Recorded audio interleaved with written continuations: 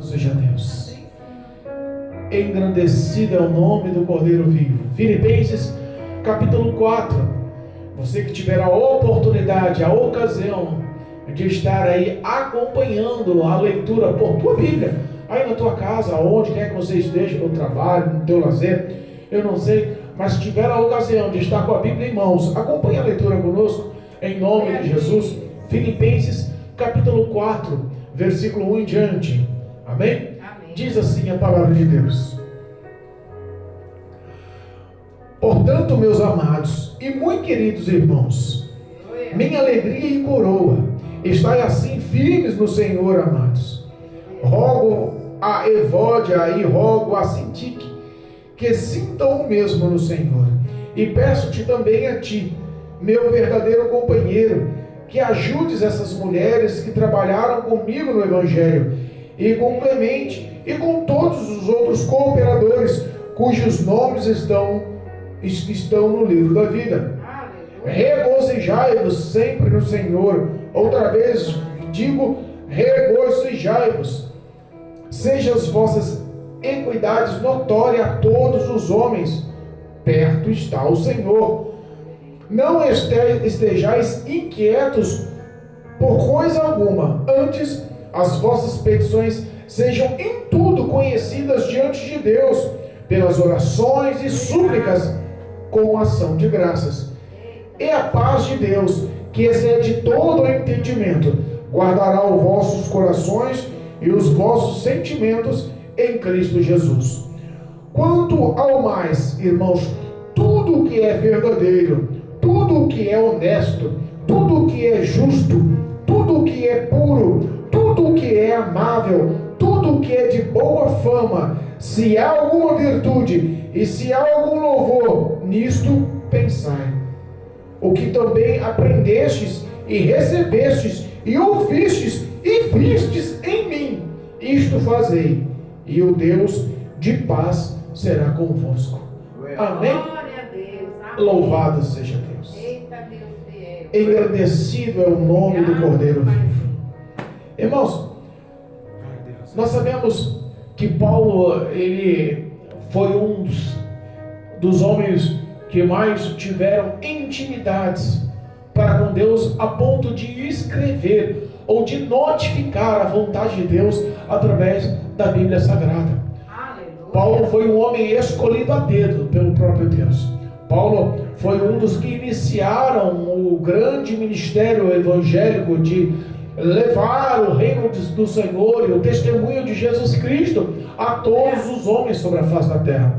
Paulo foi um homem sofrido em muitas coisas, antigamente perseguidor, e depois passou a ser perseguido por amor do nome de Cristo, por amor do testemunho de Cristo. E ele, em muitas das suas incursões do seu ministério, Paulo, ele passou por situações extremamente difíceis, passou por rejeições, passou por situações de dores, passou por solidão, passou por rejeição. Ele ficou, para você ter uma noção, por mais de 10 anos na cidade de Damasco, isolado de todos os que eram judeus, de todos que professavam a mesma fé. Deram um gelo nele. Ele não foi recebido pelos judeus, pelos cristãos lá em Judá, lá em Jerusalém. Ele não foi aceito no meio do povo evangélico. Paulo, ele sofreu açoitamentos, prisões, escassez, fomes, doenças. Paulo, ele realmente soube por Cristo o que é ser perseguido pelo amor do evangelho. Paulo, ele foi acolhido em poucas das vezes, e essa é uma das vezes que ele se sentiu em casa. A cidade e a história, a vida de Paulo, a história de Paulo, foram em poucas as vezes que ele teve o acolhimento. E nós sabemos que esse trecho de Filipenses foi um tempo de regozijo. O conhecer e a vida que Paulo teve com os seus irmãos lhe trouxe muita alegria. Tanto que se nós pegarmos do começo de Filipenses, do capítulo 1 até o capítulo 5, mostra as indagações do quanto ele ama cada um desse povo, do quanto ele ama, do quanto ele se preocupa, do quanto ele ora, do quanto ele intercede, do quanto ele leva a sério os deleites e os crescimentos espirituais de cada um dos seus irmãos. E a gente sente que, por mais que nós estejamos crescendo e prosperando, muitas das vezes passamos por situações, e essas situações não estão no nosso controle, que é justamente a ansiosidade. Os nossos anseios e os nossos medos, às vezes, querem tomar conta das nossas vidas, querem tomar conta da situação. E esse tipo de ansiedade, nos tempos atuais, cresceu de uma forma tão intensa que chegou a se transformar em depressão, que se tornou, infelizmente, a doença do século XXI. A depressão hoje é uma das doenças que mais estão matando. E não tem controle, sim, medicamentos que falham. Nós sabemos que as pessoas que são entregues à ansiosidade, elas não têm nenhum tipo de preferência. O rico entra na ansiosidade, o pobre também entra na ansiosidade. O analfabeto entra na ansiosidade, o culto, o doutorado também entra na ansiosidade. A Bíblia nos ensina, através da vida de Paulo, em suas orientações, que as preocupações nos podem abranger em vários setores, e algumas das nossas maiores preocupações, os nossos maiores medos, e que geram em nossas vidas esse tipo de ansiosidade, geralmente vem de dentro da família, geralmente vem de dentro das nossas quatro paredes, vamos pôr assim, de dentro da nossa casa. Nós ficamos ansiosos por muitas coisas. Muita gente fica ansiosa por relacionamentos. Sabemos que muitas das vezes os relacionamentos nos trazem algum tipo de ansiosidade.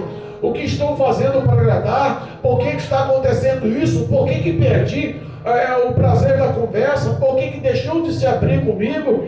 Ou às vezes a ansiosidade é causada pelo desfortúnio do desemprego, a falta de dinheiro.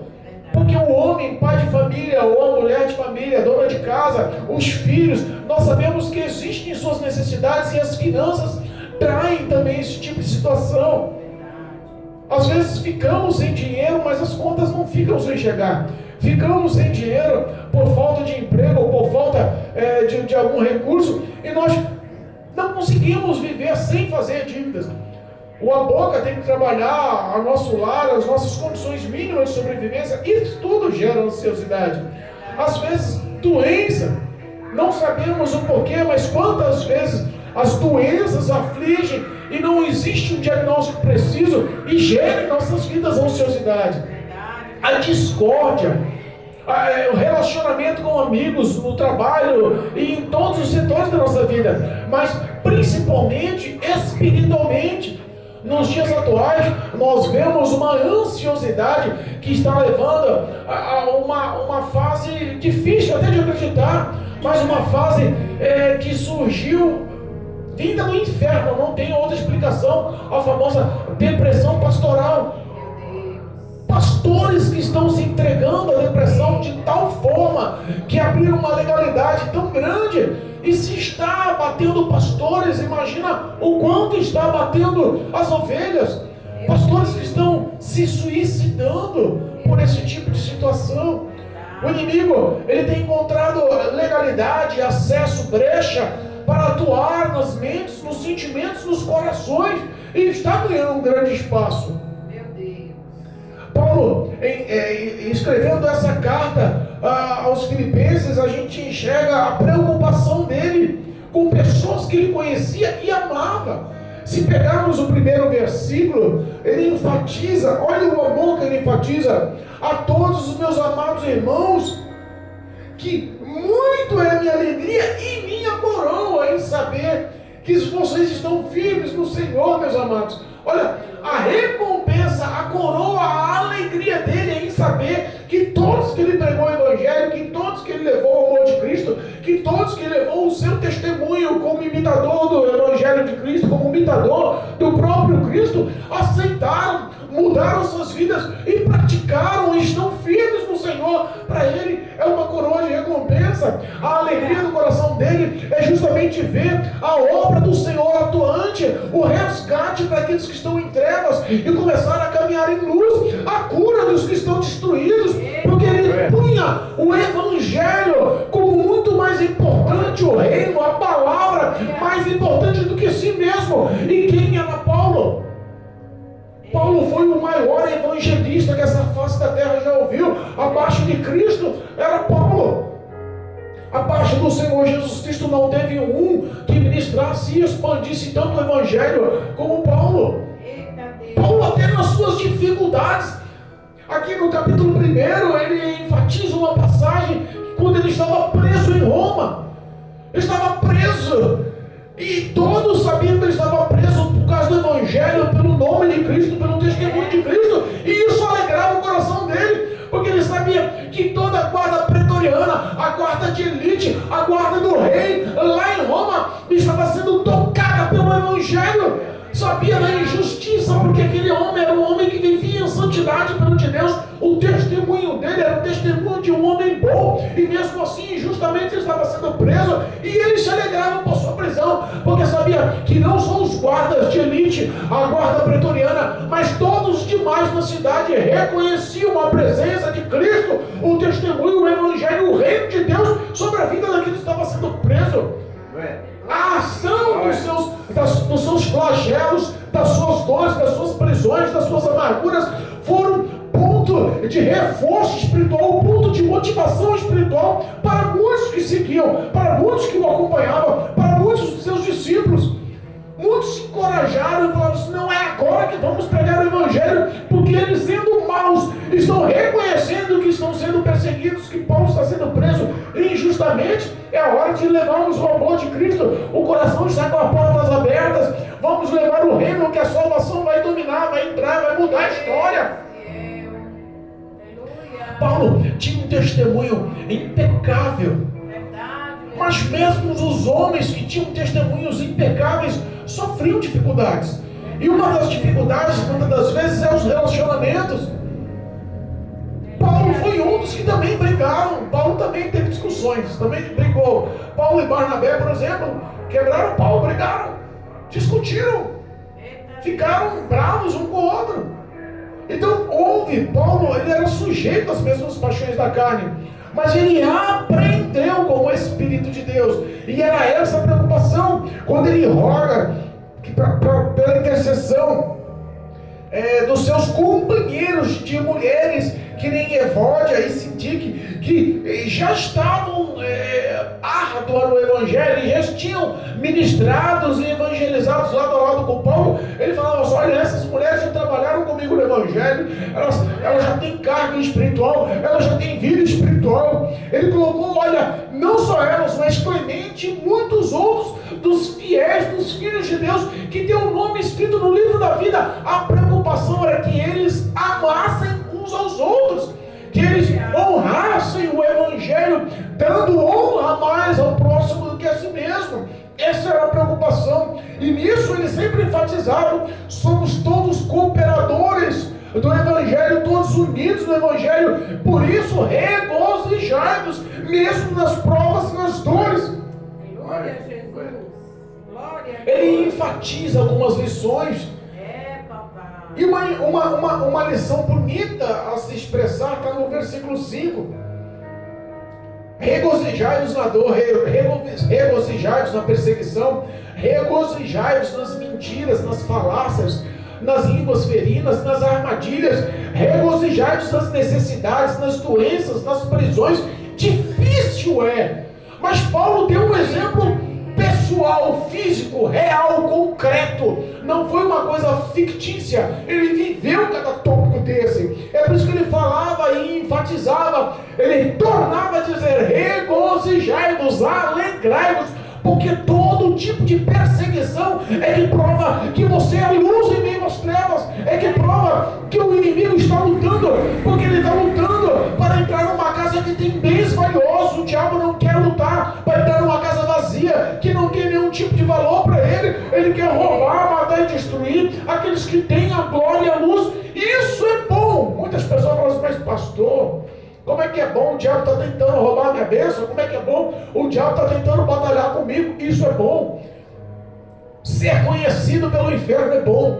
Ser conhecido pelas trevas é bom, porque mostra que você está em destaque, mostra quem está contigo, mostra o teu testemunho, mostra o teu caráter, a tua justiça, mostra a tua retidão perante Deus.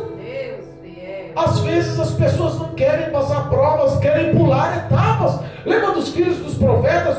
Chegaram para um endemoniado e repreenderam o demônio em nome do Deus de Paulo. Eu repreendo em nome do Deus de Paulo. O demônio tomou, manifestou-se lá no homem e olhou para ele e disse: peraí, Paulo eu conheço. Olha, o Deus de Paulo eu também conheço. Mas quem são vocês? Repara que se o próprio inferno reconhece a presença de Deus na vida de Paulo, é o exemplo que ele estava dando àquele povo. Olha, vale a pena a perseguição, se alegre, vale a pena as provas, se alegre, vale a pena todo tipo de dificuldades que o mundo pode oferecer, porque nós não somos deste mundo. Nós não somos desse mundo.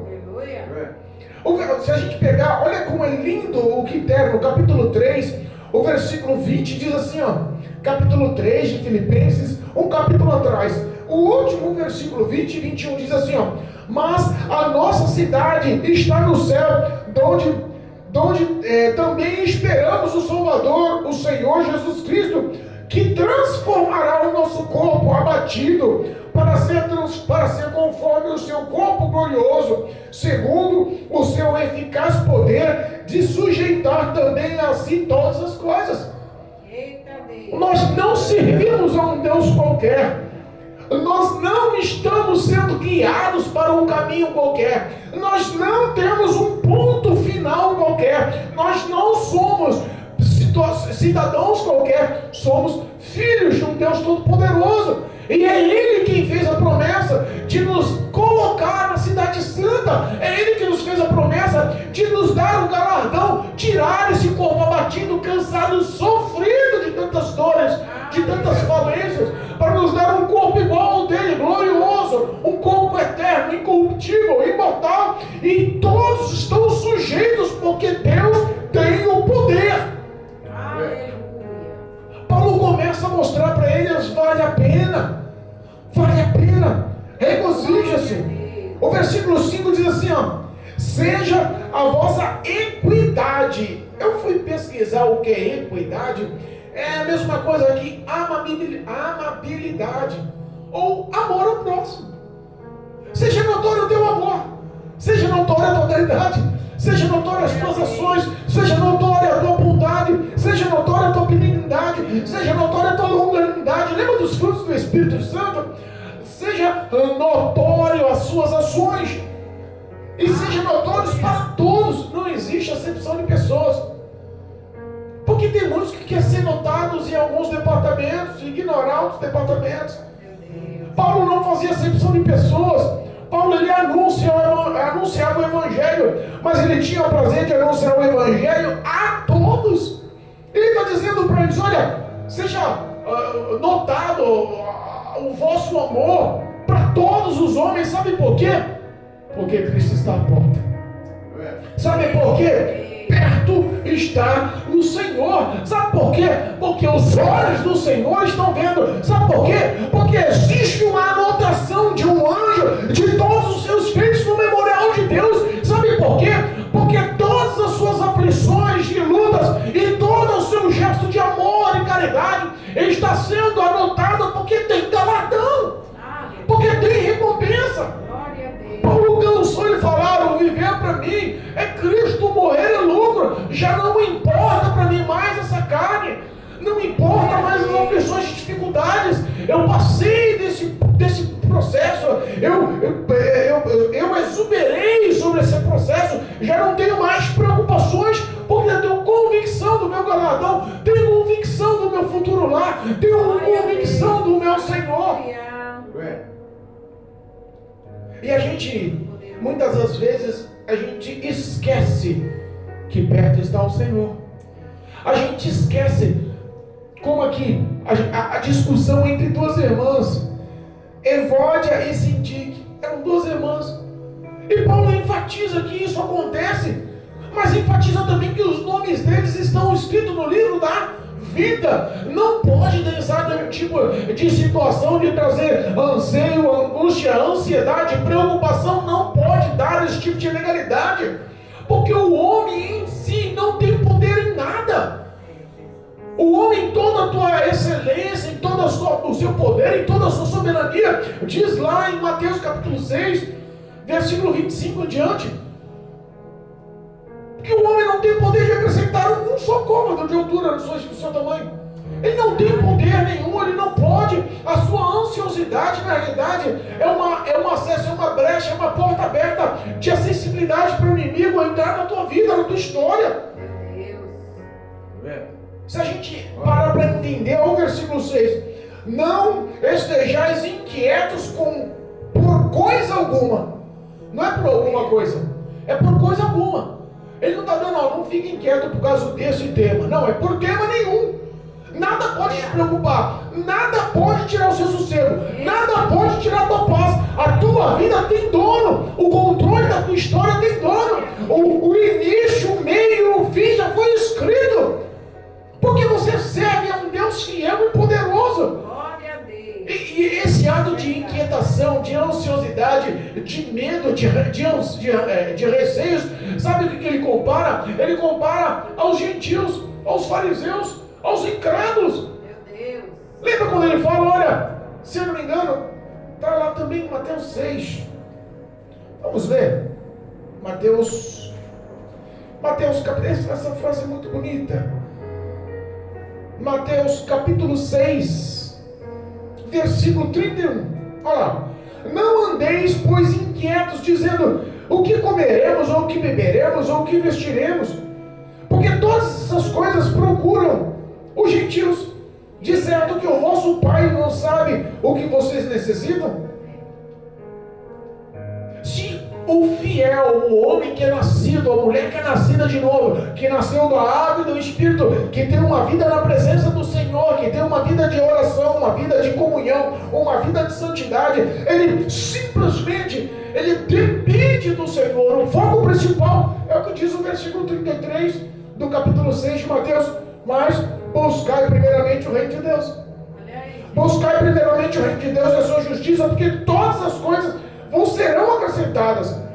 Não vos inquieteis pelo dia do amanhã. Tem tanta gente receiosa, esquecendo da prioridade que é o Senhor, esquecendo da preciosidade que é a presença do Senhor, esquecendo que muitas das vezes a gente não consegue ir, ou chegar, ou fazer, porque colocamos a prioridade do nosso coração em outra coisa. Colocamos essa prioridade em outras coisas.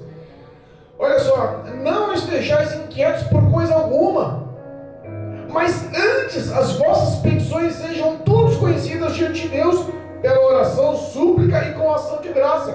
Repara, que ser ansioso, ter preocupação, passar por medo, aflições, é comum. Mas ele está orientando, não fica assim. É comum, porque a nossa carne vai gritar assim. Mas ele está te orientando, se alegre. O próprio Paulo orienta esse povo, o próprio Espírito Santo orienta a minha vida, a tua vida hoje. Descansa, tenha paz. Antes, faça o que a Bíblia nos ensina. O que a Bíblia nos ensina? Pedir, bater e abre-se-vos-á. Porque todos que pedem, recebem. O que ele ensina é que todo filho tem o acesso a conversar com o pai. Todo filho tem o acesso a clamar para o pai. Se o meu filho chegar em mim e falar, papai, eu preciso disso, papai, me ajuda naquilo, papai, me auxilia nisso, você acha que o papai não vai fazer? Se eu, sendo um pai mau, diz a própria Bíblia, se nós, sendo pais maus, sabemos dar boas coisas, Mateus 7 nos ensina. Se nós, vendo o nosso filho pedir um pão, vamos dar para ele uma pedra? Se pedir um peixe, vamos dar uma serpente? Se nós somos maus, sabemos dar coisas boas, imagina o Pai Celestial. O Pai Celestial tem o comando da história. O Pai Celestial não é pego de surpresa. O Pai Celestial, ele é o todo-poderoso. Nada surpreende. A tua vida, a tua história, o teu ser está nas mãos de um Deus que mede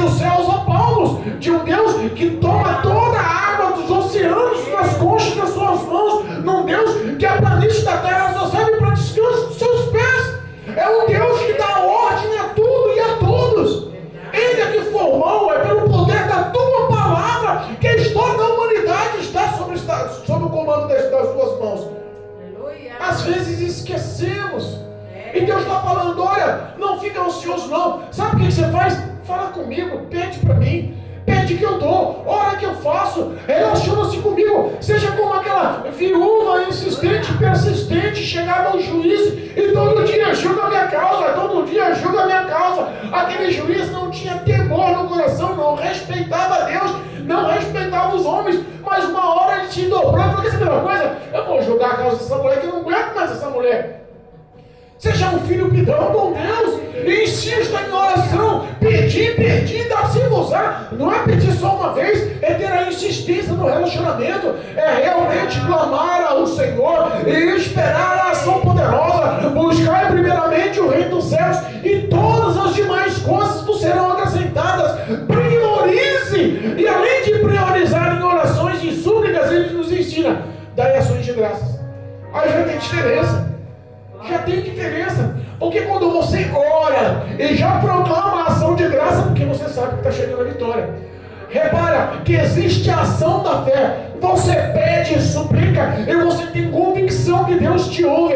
Você pede e suplica e você tem convicção que as suas orações estão chegando no trono da glória. Você pede e suplica porque todo o anseio, todo o medo, toda a ansiosidade, toda a cilada diabólica que tenta fazer você perder a paz e a comunhão com o próximo, e tenta fazer você perder a paz e a comunhão com o Senhor, é quebrado esse jugo maligno através da oração e da súplica. Mas mediante a oração e a súplica, tem uma ação de fé, oferece ações de graças. Já glorifique ao Senhor pelo feito ganho, já glorifique crendo pela fé que a vitória é certa, já forneça uma ação de graça para que o nome do Senhor seja glorificado. Porque tem tanta gente aí, sabe, vou, não vou, faço, não faço, sei lá, não vejo ação, não vejo resposta. O povo é imediatista. Ora de manhã que é a resposta no começo da tarde. Se for no começo da noite, já não quer mais. No começo da tarde. Hoje, pela misericórdia e graça do Senhor, estava eu anunciando, evangelizando, entregando folhetos na praça do Gessanã, no começo da tarde, sozinho eu e Jesus Cristo. Estávamos entregando folheto e comecei a conversar com uma mulher na praça. E ela falou: pastor, ora por mim, pastor, porque minha filha é isso, minha filha não quer mais, minha filha não sei o que, minha filha está desistindo, minha filha está morrendo na fé, já não sabe mais o que é para a igreja, já não quer mais caminhar comigo, e eu já pedi tanto, que quer saber uma coisa, pastor? Eu também estou quase caindo fora. Meu Jesus, é misericórdia. Eu falei: seja persistente, você é a menina dos olhos do Senhor, a tua vida teve um preço caro. Não foi moeda qualquer, não foi valor qualquer, não foi ouro qualquer, não foi conta bancária, não foi casa, não foi apartamento, não foi carro. A tua vida teve um preço de sangue, e sangue de Jesus na cruz do Calvário, para lhe dar acesso aos céus. Toda a tua ansiedade entrega nas poderosas mãos do Senhor, que no devido tempo Ele vai te exaltar. Entrega a ansiosidade nas mãos do Senhor, porque Ele está cuidando de vós. É no ato presente. Até o não de Deus é um bem para você. Até o não de Deus é uma resposta favorável para você, porque o Todo-Poderoso conhece o seu futuro. Nós temos medo e ficamos ansiosos, ficamos frustrados, ficamos muitas das vezes com o pé atrás, porque nós não conhecemos o amanhã. Mas a Bíblia fala: basta o mal de cada dia, descansa no Senhor, confia no Senhor, haja conforme o Senhor te ordena. Glória a Deus. Versículo 7: e a paz de Deus, que excede todo entendimento, guardará os vossos corações e os vossos sentimentos. Sabe de uma coisa? Quando o apóstolo Paulo fala aqui no versículo 7: e a paz de Deus, que excede todo entendimento, aquele que é carnal não vai entender. Aquele que está com o pé em cima do muro, que não experimentou do sangue do Cordeiro, que não tem aliança com o Senhor, que não tem a marca da promessa com o Senhor, que não tem relacionamento com o Senhor, que não tem intimidade com o Senhor, que não sabe reconhecer a voz do Senhor, este não vai entender o que representa essa paz. Porque quando você é resgatado do mundo, quando as suas perspectivas já são zero, quando a estimativa da sua vida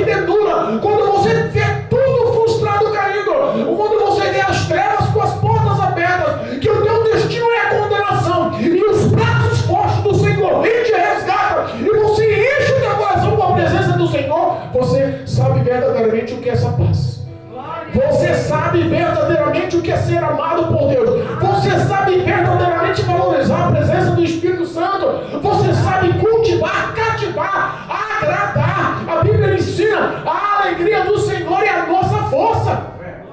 As pessoas só pensam em desagradar. As pessoas só pensam em magoar, em entristecer a quem? O próprio Espírito de Deus, com ações de pecados e iniquidades, e depois retornam as súplicas com loucuras em dizer: não, Deus não me ouve.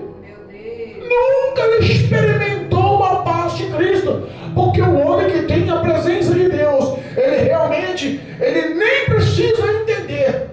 A paz do Senhor excede todo o nosso entendimento e guarda os nossos corações, porque às vezes vemos tudo indo de mal a pior e nosso coração está alegre. Eu sei que Deus vai dar resultado, eu sei que as mãos do Senhor estão trabalhando, eu não sei como, mas a vitória está na porta. Eu não entendo como, mas as portas vão se abrir. Eu não sei o que o médico falou, mas a cura vai chegar. Eu não sei o que a vizinhança está falando, mas o meu filho vai sair das drogas. Eu não sei o que falaram, mas o meu marido vai largar a bebida. Eu não sei o que está acontecendo, mas a minha filha vai se converter e sair do fluxo. Eu não sei o que está acontecendo, mas a libertação vai acontecer no meu lar.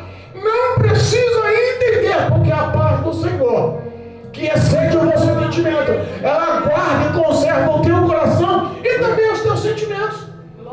Repara que o fim do versículo fala assim: ó, e os vossos sentimentos em Cristo. Quais são os seus sentimentos com Cristo? Porque muitos dizem que amam o Senhor, relatam com os seus lábios que amam, declaram os seus sentimentos ao Senhor, mas são só de lábios para fora. O coração está distante, está louvando o Senhor com os lábios, mas as suas ações estão distantes. Querem ter a aprovação dos que o veem pessoalmente, dos homens, dos grandes da elite. Querem ter a aprovação dos que estão se envolvendo, mas não conseguem ter a aprovação do Senhor Deus. Deus cuida dos teus sentimentos para com Ele. Deus guarda. O Salmo 121 nos enfatiza que Ele guarda os nossos passos e que Ele não dorme quando nos guarda. Ele não tosqueneja, Ele não vacila. É Ele que nos protege. Que é um exemplo de como está ao seu lado. Ele está do seu lado como a tua sombra agora. A presença do Senhor é notória. O Espírito de Deus nunca vai te deixar abandonado. Os sentimentos de amor verdadeiro que você tem para com Deus é guardado pelo próprio Espírito de Deus. O teu coração é guardado pelo revestimento da armadura de Deus. O diabo não consegue de forma alguma tentar infiltrar no teu coração, porque no teu coração está a presença, a moradia, a presença do Todo-Poderoso, o Espírito de Deus. É Ele quem comanda a tua vida, a tua história, o teu querer, os teus pensamentos, as tuas ações e o teu futuro. Tudo está no comando de Deus. Tudo está no querer de Deus. E aí ele começa a dar mais ou menos uma direção. A direção de Paulo eu acho extremamente linda, porque Paulo foi um homem que realmente assumiu o cristianismo. Paulo não foi um homem qualquer. Ele olhou para os demais, ele olhou para os seus discípulos, ele olhou para cada um dos seus amigos, ele olhou para cada um dos homens que pregou o evangelho, para cada uma das mulheres que levou o evangelho, e falou assim: ó, tá vendo vocês, a minha pessoa, me imite. Imite os meus passos, imite as minhas falas, imite os meus pensamentos, imite os meus sentimentos, porque eu sou o imitador de Cristo Jesus. Glória a Deus. E sabe qual é o socorro, a saída, o meu refúgio para tudo isso? Os meus pensamentos são sempre direcionados por esses sentimentos. Anotem aí. Quanto ao mais, irmãos, tudo que é verdadeiro. Paulo só pensava no que era verdadeiro. E ele te auxilia aí. Pensa no que é verdade, pensa no que é bom. Não deixe o diabo tentar inflamar a sua mente com as mentiras. Pai da mentira. Às vezes fala 10 verdades para te catar uma mentira e destruir a tua história. Creia no Senhor, Ele é a verdade. O próprio Jesus é a representação da verdade. Tudo o que é verdadeiro, tudo o que é honesto. Paulo é um homem extremamente honesto, digno de confiança. podia sim andar lado a lado, podia deixar os seus valores, os seus presentes na mão de Paulo. Faça como Paulo, seja honesto em tudo que você faz, em tudo que você põe a mão, seja verdadeiro, honesto, sabendo que os olhos do Senhor, sabendo que o próprio Senhor, como sombra à tua direita, está ao teu lado, perto, examinando os teus feitos. Seja honesto. Tudo que é justo, pode até te chamar de bobo, mas continua agindo o que é justo. Pode até chamar de ultrapassado, mas continua fazendo o que é justo. Porque Deus ama a justiça. Eu acho que a Bíblia nos fala tantas vezes que Deus ama a justiça e auxilia o homem a ser justo, que quando ele foi falar sobre o exemplo do seu servo Jó, ele enfatizou o homem justo. E ele não falou para qualquer um, ele falou para o próprio diabo. Olha como ele ama a justiça. Seja justo, dê exemplo, seja justo, pense nisso, tenha isso na tua mente. Seja puro. Difícil hoje falar em pureza, né? Difícil hoje falar num homem puro. Quer um exemplo do que é pureza? Eu vou dar um exemplo hoje do que eu vivi do que é pureza. Quando você sai com um olhar santificado, consagrado, ungido, e olhando as pessoas e se sentindo no lugar das pessoas, vendo as necessidades, as dores, as aflições das pessoas, e você falar: a palavra de Cristo pode dar cura, a palavra do Senhor pode dar solução, a palavra do Senhor pode dar resposta, a palavra do Senhor pode dar saída, e você chega perto de uma pessoa dessa para pregar o Evangelho, você fala com uma pureza na voz, os teus sentimentos estão tão apurados, os teus sentimentos estão tão santificados, porque você só quer o bem daquela pessoa, você só quer repartir o Espírito de Deus para a vida daquela pessoa, porque você reconhece que foi as poderosas mãos de Deus que mudou a tua história e que te levou o coração a ser amável, afável, aceitável. Seja puro, pregue o Evangelho, ame um homem e uma mulher que ama o próximo. Ele sabe o que é pureza, ele sabe o que é querer bem ao próximo, ele sabe que as ações deles puras, os pensamentos deles puros, são aprovados pelo próprio Deus. Seja pura, em nome de Jesus. Pense no que é puro, tudo que é amável. Quantas pessoas amargas, quantas pessoas que estão convivendo aí amargas, com os sentimentos destruídos, só conseguem estar perto de você quando está acima de você. Se você chegou no mesmo nível, você já enxerga a amargura no tom de voz. Quantas pessoas não querem o teu bem ou não convivem com você por amor? E Cristo está falando: faça o contrário, ame os seus inimigos, perdoa quem te persegue, você ore e abençoa aqueles que estão te perseguindo. Olha, o oposto da história gera o querer agradável do Espírito de Deus na sua vida. Seja uma pessoa em um nome de Jesus amável, em um nome de Jesus querida, porque o Senhor está perto, o Senhor está te enxergando. Tudo o que é de boa fama, o nosso testemunho gera isso. Fama boa ou fama ruim? Jesus, no início do seu ministério, começou a pregar com autoridade, a fazer sinais e prodígios, e o que subiu? A fama dele subiu em meio a todo o povo. Jesus foi um homem famoso por seu testemunho. Então seja um homem famoso por boas famas. E a boa fama do cristão realmente é honrar mais o próximo do que a si mesmo, realmente é se doar mais o próximo do que a si mesmo, realmente é se preocupar mais com o próximo do que a si mesmo, porque as suas necessidades também são as necessidades do próximo. Então faça a sua fama com amor, faça em nome de Jesus a sua meditação como boa fama, e toma ação disso em nome de Jesus. E se há alguma virtude ou se há algum louvor nisso, pensai. Tenha uma mente purificada, peça oração ao Senhor, em oração ao Senhor, que Ele te dê a mente de Cristo, o coração de Cristo, os pensamentos de Cristo, as ações, o querer, a vontade de Cristo.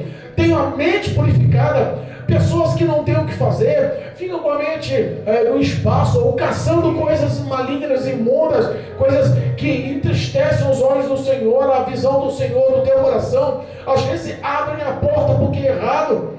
Os olhos do Senhor estão enxergando os teus pensamentos. Tem uma mente afável, uma mente aceitável. O Senhor está falando para você: tudo o que é bom, pense, medite, Viva em nome de Jesus. Nisso pense tudo que é de bom louvor, o que a sociedade aceita. Os valores da sociedade, eu sei que atualmente estão todos invertidos, mas nós sabemos ainda reconhecer o que é certo e o que é errado.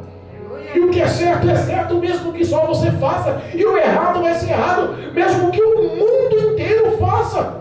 Mas todo mundo está fazendo errado, não se tornou certo? Não, continua sendo errado.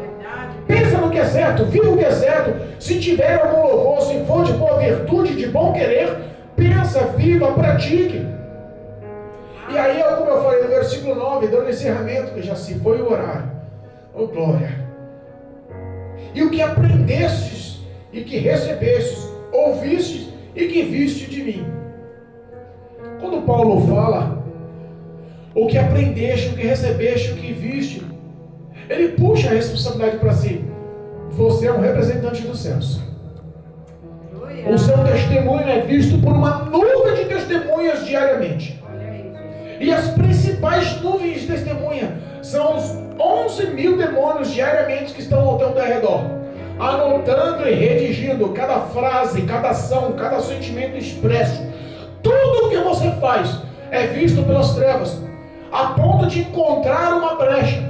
E a Bíblia fala para a gente vigiar, para a gente orar, sabendo que o diabo está a fim de te matar, de te destruir, como um leão está a fim de te devorar. Seja prudente, sóbrio.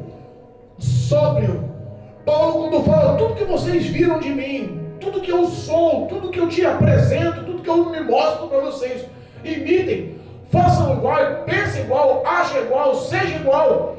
Porque as minhas ações foram aprovadas por Deus. E quando você é aprovado por Deus e chega nesse patamar, você pode chamar a responsabilidade. Pode chamar a responsabilidade. Ele enfatiza, porque aí o Deus de paz estará convosco.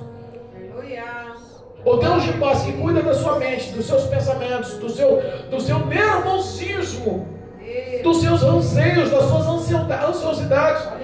Pastor, o senhor não sabe o que eu estou passando, mas você também não conhece o tamanho do meu Deus.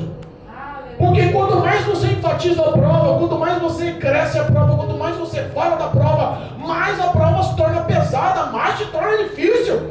Muda seus pensamentos. O Senhor dos exércitos, o general de guerra, o Deus dos deuses, não é comparado a ninguém. Ele é um todo-poderoso, onipotente, onipresente, onisciente e quer agir ao teu favor.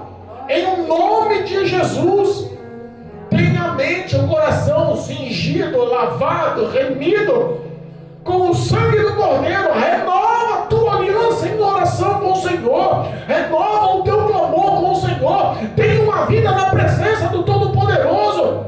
Em nome de Jesus, lembre-se, Ele é o teu advogado fiel. Ele te ama. Para você, você pode não ser bem visto aos olhos de muitos, mas para Deus, você é o filhinho querido, o povozinho de Israel, a menina dos seus olhos.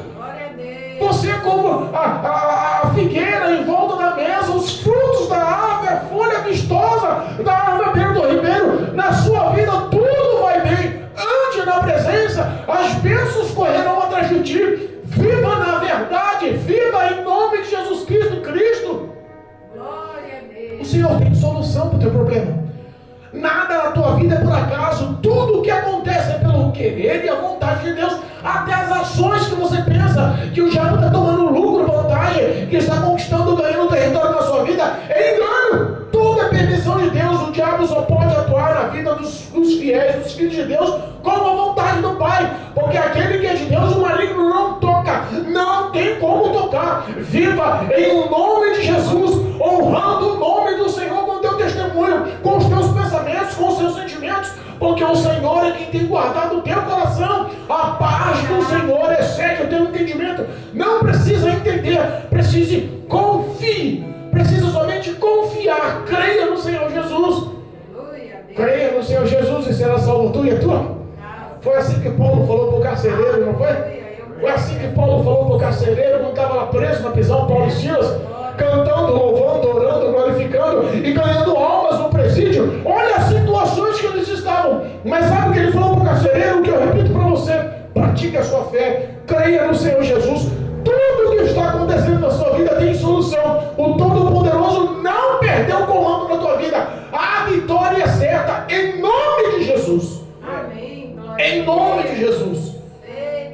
Pastor, eu estou orando há tanto tempo. Ora um pouquinho mais. Pastor, eu estou clamando há tanto tempo. Continua orando, Deus vai te dar a resposta. Pastor, parece que minha esposa, meus filhos, parece que o meu marido, parece que o meu emprego, parece que toda a minha convivência está tudo indo de ruína. Pastor, o que eu faço? Clame a quem pode. O Todo-Poderoso é o teu Deus. O teu nome está escrito no livro da vida. Você é pedra preciosa, joia rara nas mãos do Senhor. Glorifique e bendiga o Senhor por essas perseguições, porque grande e avançado é o teu galardão no reino dos céus. Em nome de Jesus, creia. Recebe a vitória em nome de Jesus. Creia. Em nome de Jesus, eu profetizo as bênçãos na sua vida para a glória de Deus. Louvado seja Deus. Amém? Deus é bom e fiel. E glorificamos o nome do Senhor. Até que o Senhor, Deus Todo-Poderoso, tem nos honrado.